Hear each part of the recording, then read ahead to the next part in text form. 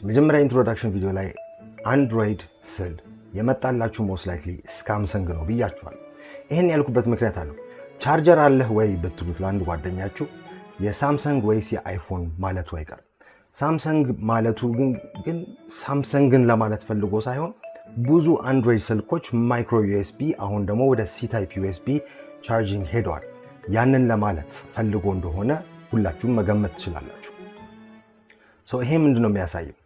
ይሄ የሚያሳየው አንድሮይድን የሚጠቀሙት ብዙ የተለያዩ ብራንዶች አሉ።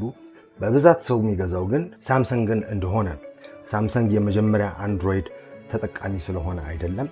አክቹሊ ስማርትፎን የሚባለውን ኮንሴፕት በጠቅላላ መጀመሪያ ኢንቨንት ያደረገው HTC የሚባል ኩባንያ ነው።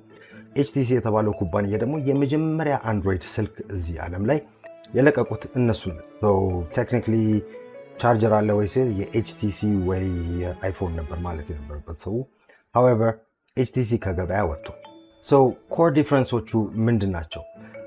ብዙ ሰው የአፕል አፍቃሪዎች ለአፕል ድጋፍ የሚሰጡትም ለምንድን ነው? ይሄ ሁላ ከHarmonyOS ጋር ምን ያገናኘዋል የምትሉኝ ከሆነ በጣም ፈንዳሜንታል ወይንም መሰረታዊ ነገር ነው። ወደ HarmonyOS ከመግባታችን በፊት ይሄንን በደንብ መረዳት ይኖራል። በመጀመሪያ ደረጃ ብዙ ጊዜ ማይካድ ነገር እኔ ፐርሰናሊ የአንድሮይድ ፋን ነኝ ኦር ነበርኩ። I don't know which one yet ዲሳይድ ሳደርግ እነግራችኋለሁ። ግን የአይኦኤስ አፕሊኬሽኖች በጥራት ከአንድሮይድ ይበልጣል። የሚካድ ነገር አይደለም። በምን አይነት መንገድ ምትሉ ከሆነ ደግሞ የአንድሮይድ ሌላ ፋኖች ካላችሁ ሲምፕሊ ፑት ለምሳሌ ቲክቶክን ስትከፍቱና ቪዲዮ አፕሎድ ስታደርጉ የቪዲዮ ኳሊቲው ከአፕል አፕሎድ የተደረገው የተሻለ እንደሆነ እናውቃለን። ኢንስታግራም አፕሊኬሽኑን በአፕል ስልክ ከፍታችሁ ፎቶ ብታነሱ የፎቶ ጥራቱ የካሜራውን ትክክለኛ ጥራት ማክሲመም ድረስ እንደሚጠቀም ወይም ዩቲላይዝ እንደሚያደርግ ማየት ይቻላል። ወይራዝ ግን አንድ አንድሮይድ ስልክ ላይ ሳምሰንግም ባይሆን ሌላ ብራንድም ቢሆን ፎቶ ስታነሱበት ጥራቱ የቀነሰ ይሆናል። ይሄ ምክንያቱ ምንድን ነው? ይሄ ምክንያቱ ኮምፕሊኬትድ ቢሆንም በሲምፕል መንገድ ላስረዳ። በማንኛውም ጊዜ አዲስ የአይኦኤስ ቨርዥንን የሚጠቀም ከ3 እስከ 5 የተለያዩ አይፎኖች ይኖራሉ። እነዛ አይፎኖች ያላቸው ስፔሲፊክ ሃርድዌር አለ።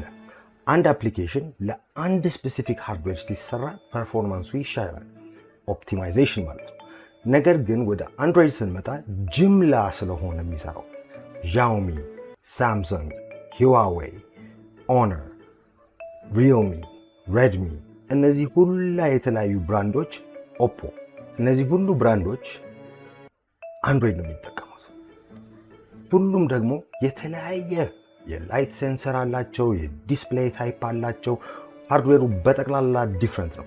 ስለዚህ አንድሮይድ ሲመጣ ለነዚህ ሁሉ ፖሲብል ኮምቢኔሽን ኦፍ ሃርድዌር ውስጡ ተጨማሪ ፈርምዌሮች አሉት። አንድ ኩባንያ ከዛ በኋላ ገብቶ የሚያስፈልገውን ማያስፈልገውን ያስወግዳል። አፕሊኬሽኖች ሲሰሩ አንድ የአፕ ዲቬሎፐር ለዛ ሁላ የተለያዩ የስልክ ሃርድዌር ቫሪያንቶች ኦፕቲማይዝ አያደርጉም።